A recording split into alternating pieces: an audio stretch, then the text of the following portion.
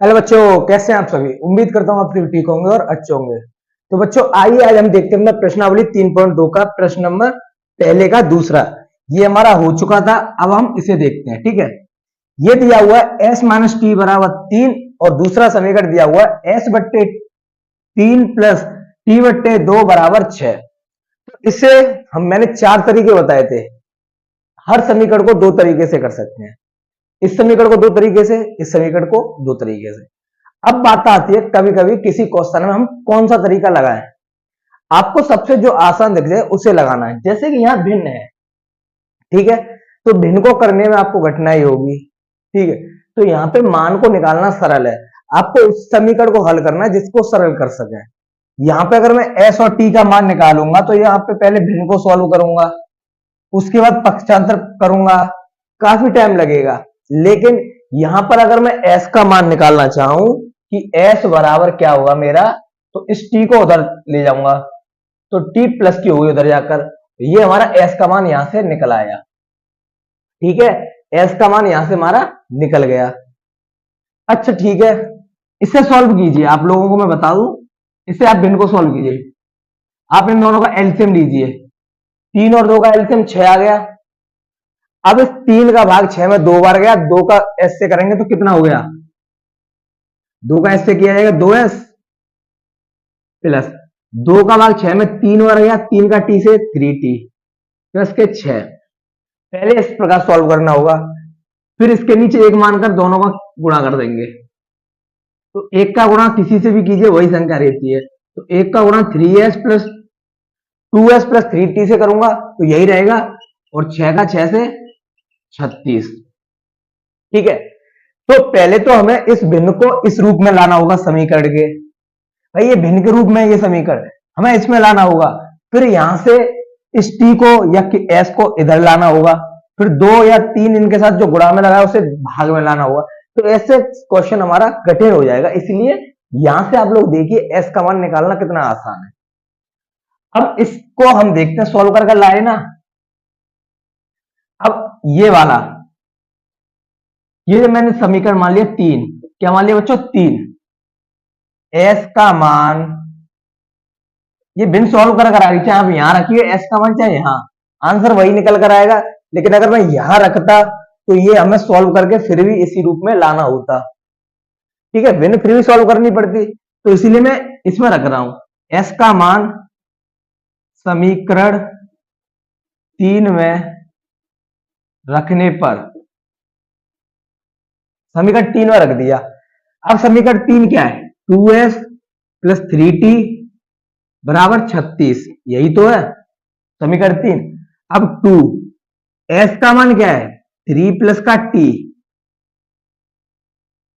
फिर 3t बराबर 36।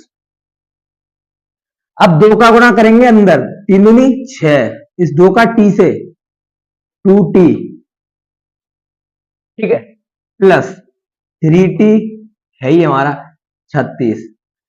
अब इस 6 को मैं उधर ले जाऊंगा तो किसका हो जाएगा, माइनस का। 36 के पास आकर माइनस का 6, माइनस का हो गया। अब एक चीज ध्यान रखना, ये 2t और 3t कितना हो गया 5t, 5t। और इस 36 में से 6 को माइनस करूंगा 30 आ गया, और इस t के पास से 5 हटाऊंगा तो गुणा में था ना इधर 5 t के साथ, इधर आके भाग लग गया, 5 1 5 5 1 30, तो t बराबर 6, कितना हो गया 6, तो t बराबर 6 निकल कर आ गया। अब हमें s, भाई t का मान किसकी वजह से निकला, इस s का मान रखने से हमें क्वेश्चन आसान हुआ था। अब हमें s का मान निकालना है, किसका, s का। तो ये रहा s बराबर क्या था 3 प्लस का t। तो बच्चों हमने s कितना निकाला था 3 प्लस का t 6, तो s कितना आ गया 6 और 3 9। ये हो गया s और t का मान। तो ये हमारा क्वेश्चन सॉल्व करना था।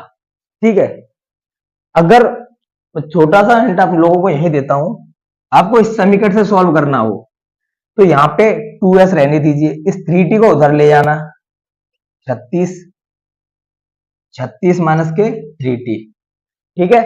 फिर यहां से 2 को डिवाइड में ले जाएंगे, भाई 2 गुणा में तो दोनों के नीचे भाग में लगेगा आकर, तो एस का मान इस प्रकार निकलेगा।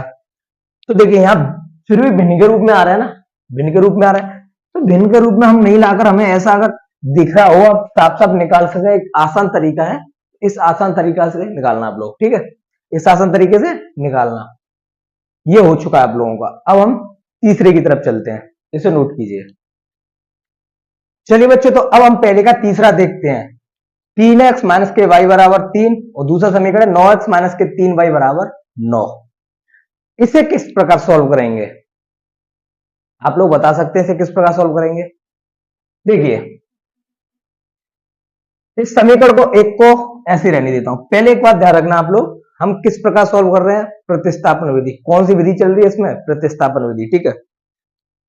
यहां से मैं किसी का भी मान निकाल सकता हूं। यहां पर आप लोगों को इन क्वेश्चन में एक चीज देखनी है, एक्स और वाई के साथ अगर कोई इन दोनों में से एक ऐसा है जिसके साथ गुणा में कुछ नहीं है, एक है सिर्फ, जैसे कि यहाँ एक्स और वाई के साथ एक एक गुणा में था तो करने में आसानी थी, या एस और टी के साथ एक गुणा में था, करने में आसानी थी। यहां एक्स के साथ 3 गुणा में चल रहा है, यहां 9 चल रहा है, यहां 3 चल रहा है वाई के साथ, लेकिन इन सब में एक ये वाई ऐसा है जिसके साथ गुणा में सिर्फ एक है, कुछ नहीं है, तो आपको उसी की वैल्यू निकालनी है। आसान रहेगा, देखिए कैसे। मैं यहां से y की वैल्यू निकालूंगा तो मुझे आसानी होगी इस प्रकार कि मैं पहले तो y को ले जा रहा हूं उधर, y उधर गया प्लस का 3 के पास, ठीक है, किसके पास, 3 के पास प्लस का।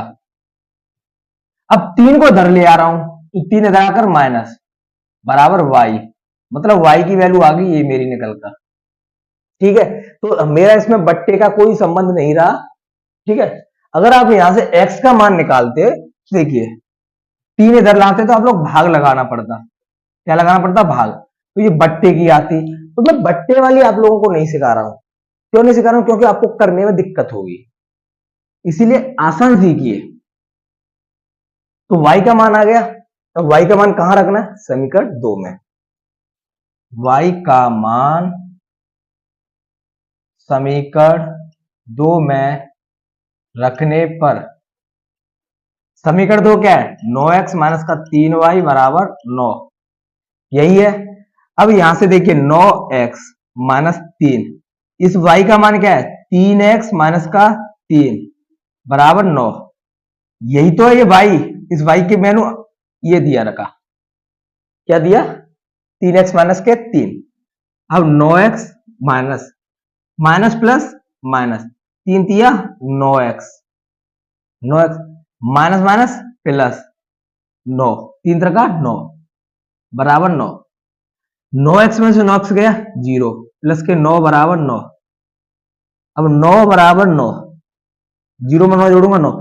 यहां आप लोग देख सकते हैं बच्चों, x और y का मान बिल्कुल ही समाप्त हो गया।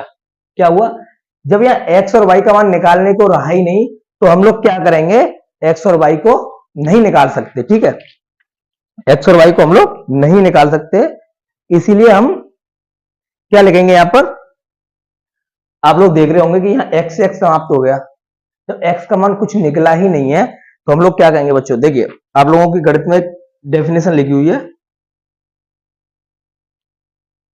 तीसरे का, जहां x का कोई भी मान ले सकते हैं। आप लोग देखना अपनी आंसर शीट में, x का कोई भी मान ले सकते हैं, इस चीज को मैं समझाऊंगा, ठीक है भाई। x का मान समाप्त हो गया, अब समाप्त हुआ, ऐसा क्या होगा, यहाँ x और y के मान हम कुछ भी ले सकते हैं। देखिए आप लोगों का समीकरण एक था 3x माइनस के y बराबर 3, ये था, ये समीकरण एक था। समीकरण 2 था बच्चों 9x माइनस 3y बराबर 3, ये समीकरण 2 था। इससे मैं आप लोगों को 3 कॉमन लेके दिखाता हूं। मैंने यहां से 3 कॉमन लिया, 3 के बाद 3 में 3 बार गया 3x, 3 कॉमन आ गया, क्या रह गया, सिर्फ y बराबर 9, 3x माइनस के y। अब ये 3 गुणा में उधर जाएगा डिवाइड में, 3 एक 3, 3 3 9, तो 3x माइनस के y बराबर 3, और एक ये रहा। आप लोग देख सकते हैं जब मैंने समीकरण 2 का थोड़ा सा हल किया, कॉमन लेके काटा, तो एक नया समीकरण बना दिया 3, या फिर मैं कहूं तो ये समीकरण एक ही बन गया, क्या बन गया, एक ही बन गया, दोनों सेम बन गए। आप इस क्वेश्चन को ग्राफीय विधि से सॉल्व करके देखना, a1 a2 b1 b2 c1 c2, इनका मान निकालेंगे तो दोनों का मान बराबर निकल कर आएगा, तीनों मान बराबर आएंगे, समपाती के लिए निकल कर आएगा। किसके लिए? समपाती के लिए। तो जब दो चीज एक जैसी हो उसे हम समपाती कहते हैं। क्या कहते हैं? समपाती। और समपाती क्या होता है हमारा? एक लाइन के ऊपर दूसरी लाइन, ये समपाती होता है। मान लीजिए ये बिंदुओं से मिलकर बनी एक लाइन, ठीक है, ये एक बिंदु, तो दूसरी लाइन यही है, इसमें ये दूसरी लाइन है, तो इस पे भी देखिए एक बिंदु, दो बिंदु, तीन बिंदु, काफी सारे बिंदु हैं। तो काफी सारे बिंदु हैं तो हम इसे कह सकते हैं कि x का कोई भी मान हम ले सकते हैं। क्या कर सकते हैं? x का कोई भी मान हम ले सकते हैं, ठीक है। अगर आप x 0 रखेंगे तो y 3 निकल कर आएगा माइनस का, y 0 रखेंगे तो x 1 निकल कर आएगा। मतलब कहने का ये है, इसे आप ग्राफीय विधि से आप देखेंगे तो अच्छा समझ में आएगा। दो समीकरण एक जैसे हैं, या फिर आप a1 b1 c1 a2 b2 c2 ये मान निकालेंगे तो इनका सभी का मान बराबर आएगा, मतलब संपाती के लिए आएगा। जब संपाती के लिए आता है तो कोई भी मान हम ले सकते हैं, चाहे कुछ भी लीजिए आप। संपाती का मतलब दो चीज एक दूसरे के ऊपर हो, एक दूसरे को क्रॉस कर रहे हो, तो वो अनेक बिंदुओं से मिलकर बनी होती है। ये मैंने ग्राफीय विधि में 3.1 में कराया था, वहां पे समझाया था, तो अच्छे से समझना उस चीज को, ठीक है। तो ये हमारा ऐसे ही होगा, x का कोई भी मान हम ले सकते हैं, ठीक है। तो उम्मीद करता हूं आप लोगों को ये समझ आया होगा। तो अब हम कल की क्लास में अपना तीसरा वाला, कल की क्लास में जो रह गए हमारे 4, 5 और 6, इसे समाप्त करेंगे अपना, ठीक है। तो आज के लिए इतना ही काफी। बाय बाय, टेक केयर, जय हिंद बच्चों।